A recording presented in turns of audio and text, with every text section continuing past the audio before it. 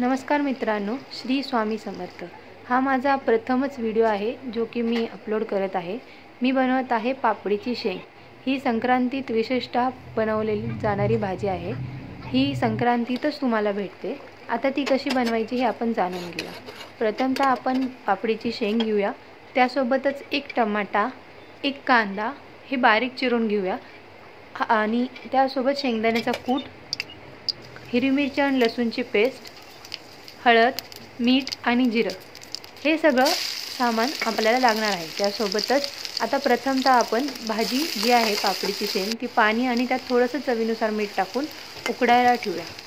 जशी भाजी उकडत आलेली आहे तुम्ही बघतच आहात, त्यासोबतच मी एकदम पातळ अशी भाकरी बनवली आहे, जी की आमच्या इथं सगळ्यांना प्रथम पातळच भाकरी लागते।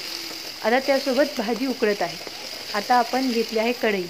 कढईमध्ये तेल टाकून त्याला जिरं टाकलं आहे। जिरं थोडंसं तडतडू होऊपर्यंत आपण ते गॅस ठेवलेला आहे।